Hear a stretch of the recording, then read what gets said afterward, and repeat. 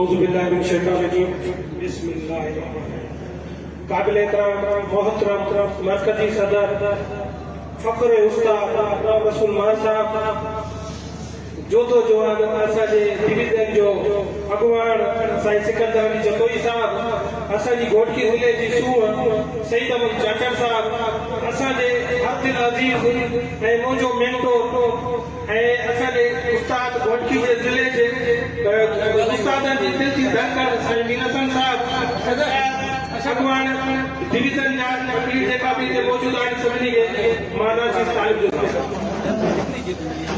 जनाब अॼु हिते जेको गॾु थियण जो पंहिंजो मक़सदु आहे उहो तारीख़ बाबति आहे। जेका पाण तारीख़ तक़रीबन ॿ तारीख़ शुरू थी, जंहिं खां मुख़्तलिफ़ जेका गुज़री करे अॼु पाण डिवीज़न ते पहुता आहियूं। तारीख़ में पाण जेके तारीख़ स्टार्ट थी हुआ साईं सरदार शाह जे जेका बुखा लफ़्ज़ हुया, जेका गलीज़ लफ़्ज़ हुया, जेका उस्तादनि जे बारे में हुन ॻाल्हाया, असां सभई उस्ताद अची करे उन लफ़्ज़नि जी मज़म्मत कयूं था। उस्ताद अहिड़ा लफ़्ज़ डिज़र्व नथो करे पियो। असां सरदार शाह खे ॿुधाइणु चाहियूं था उस्ताद पैगम्बरी पैसे सां वाबस्ता आहिनि, उहे इज़त ॾींदड़ आहिनि ऐं इज़त रखंदड़ आहिनि। उन खां पोइ सरदार शाह साहब इहो असां उस्ताद जेका ॿुधाइनि बि जेका नेगेटिव कोन सोचींदा आहियूं, पॉज़िटिव सोचींदा आहियूं। असां सरदार शाह में जेको पॉज़िटिव शयूं आहिनि उहे मां ज़रूरु बयानु कंदुमि त सरदार शाह में उहे पॉज़िटिव शयूं आहिनि। जेकॾहिं असांजो आवाज़ जेकॾहिं मथे वञे थो ऐं साईं बरकत सदर हुते पहुचाए थो त साईं सरदार शाह हिकु बहितरीन लेखक ज़रूरु आहे, उन सां गॾु हिकु बहितरीन शाइर बि ज़रूरु आहे। जेकॾहिं हुनखे शाइरी करणु ॾिनी वञे ऐं हुनखे पंहिंजी तारीख़ ते सिंध ते लिखण जे लाइ चयो वञे त थी सघे थो असांजी सिंध जे लाइ वधीक कराइतो हूंदो। जेकी हुनजी खूबी आहे उन में असांजी पूरी सिंध फ़ाइदो वठे।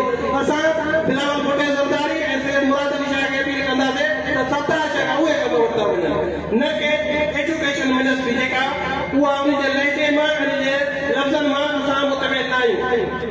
उन खां पोइ अॻिते हलिजे 4 डिमांड ते साईं ॻाल्हायो सईद गनी साहब 2021 में जॾहिं पंहिंजी पोस्ट अपग्रेड थी 2021 में उन महिल उनजी वादे स्पीच पई आहे जंहिंमें उहो चवे थो पियो त उस्ताद जेको प्राइमरी उस्ताद आहे उनजा प्रमोशन न थींदा, उहे साॻे केंद्र में कमु कंदा, PhD तौरु कमु कंदा, पर हुननि खे ॾिनियूं वेंदियूं कहिड़े में 15, 16, 17, 18 उणिवीह उहा काॾे वई पॉलिसियूं साईं वारा पतन ठाहींदा रहिया आहिनि, पर जेको असांजी मेन जेको उस्तादनि जो आहे उन ते पॉलिसी साईं को ठहनि कोन थी।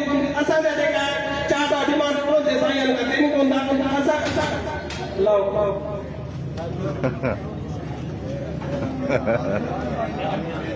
असां इहा अपील कंदासीं त असांखे जेको आहे 4 डिमांड जेका असांजा आहिनि जंहिंखे उन्हनि ते जेको आहे उन्हनि खे पंहिंजो जेको आहे जल्द खां जल्द अमल करणु घुरिजे। उन खां पोइ तारीख़ जेको हाणे पाण जंहिं महिल बीठा आहियूं उस्ताद पंहिंजा तक़रीबन 100-150 उस्ताद या 200 उस्ताद आहिनि, जॾहिं 300 उस्ताद उहिदेदार ज़रूरु हूंदासीं डिवीज़न में। पंहिंजा उहिदेदार बि कंपनी नथा अचनि त पंहिंजी तारीख़ कीअं कामयाबी जेकॾहिं पंहिंजा उहिदेदार जेका अॻुवान आहिनि पंहिंजी डिवीज़न जा उहे बि जेकॾहिं अधका सदका ईंदा त इहे तारीख़ नाकाम वेंदियूं, कामयाब न वेंदियूं आहिनि। असांजी पेटेल खे अॻ में वॾो धकु लॻो वियो आहे। मां सवारी से साईं खे ज़रूरु अर्ज़ु रखंदुमि जेका इहे पंहिंजो जेको आहे 3 ग्रुप 2 ग्रुप उस्तादनि खे विराहियो आहे, फ़ाइदो कोन ॾिनो आहे, इन्हनि असांखे वॾो नुक़सानु ॾिनो आहे। जेके अॼु उस्ताद जी तज़लील थिए थी सिर्फ़ु जो कारण इहो आहे जो असीं कमज़ोर आहियूं। जेकॾहिं असां ताक़तवर हूंदियूं त असांजे लाइ इहे लफ़्ज़ न ॻाल्हायो वञे आहे। सवारी असां उन जे लाइ असां माज़रत कंदासीं त इहे असांजो पंहिंजो पंहिंजे घर जो ई असां घर में माण्हू आहियूं त साईं यानी जे लाइ मां पहिरियों माज़रत कई आहे। पोइ जेका सभई वेठा आहियूं पाण सभई पेटेल जो हिसो आहियूं ऐं पंहिंजे वॾनि खे बि वेठा वॾनि खे असां वधीक ख़र्चु कंदा जेकॾहिं कंहिंखे उन लफ़्ज़नि में जो तकलीफ़ पहुचे त उन जे लाइ असां माज़रत कयूं, पर असांखे ज़रूरु सभिनी उस्तादनि खे इन वजह नुक़सानु पहुतो आहे जेको तव्हां पाण बि महसूसु कंदा हूंदा। त हिकिड़ो जेकॾहिं ख़ुदि वणाई जेकॾहिं हिकिड़ो माण्हू जेकॾहिं चाहे थो त मुंहिंजो ई नालो थिए मां ई अॻिते अचां, इन शइ सां तंज़ीमां न थियूं, तंज़ीमां मुतादी था थियूं, तंज़ीमां गॾियल प्लेटफॉर्म था थियूं। जेकॾहिं कोई हिकिड़ो अॻिते अची थो वञे, जेकॾहिं उहो कमज़ोर बि आहे त असां दॿाउ में थींदासीं त उहो ज़रूरु कामयाबु थींदो। जेकॾहिं ॿियो कमज़ोर आहे न त असां उनखे जेको पोइ पुश कंदासीं त उहो कामयाबु कोन थींदो। एतिरे ई साल असांजा इन में उस्तादनि लाइ कोई बि कमु कोन थी सघियो आहे। जेको साईं तव्हांखे मर्कज़ी सदर हुन ते ज़रूरु ॻाल्हाईंदो त 3 सालनि में हासिल छा कयो आहे पेटेल जे प्लेटफॉर्म सां। उन खां अलावा पंहिंजी जेकी मां 2021 जी पॉलिसी ॿुधाई उन में इहो हुयो जेका रेड ग्रीन ऐं येलो स्कूल ठाहिया विया। जंहिं इहो चयो त उस्तादनि जी जेकियूं बदिलियूं थींदियूं उहे रेड स्कूलनि वारनि में कोई उस्ताद ॿियो स्कूल लिखी सघंदो ऐं जेका ग्रीन स्कूल आहिनि उन्हनि में उस्ताद तव्हां चेंज करे सघो था। इहा पॉलिसी यादि हूंदी तव्हांखे जेका साइड कनी जेको आहे प्रेस कॉन्फ्रेंस में ॿुधाई हुई। उन में इहो चयो त जेका रेड स्कूलनि में कोई बि अची सघंदो उन्हनि में जेको आहे उन्हनि खे जेको आहे उस्ताद ॾेई सघिबो एसटीआर मां एसटीआर ते बि साईंनि खे ॿुधाईंदुमि पर उन ते बि अमल कोई न थी सघियो आहे उहो बि असांजी वीक पॉइंट पेटेल न कराए सघी आहे। उन खां पोइ जेको आहे एसटीआर ते ॻाल्हायूं त एसटीआर साईं वारा क्वेश्चन कनि त एसटीआर छा खे चइबो आहे।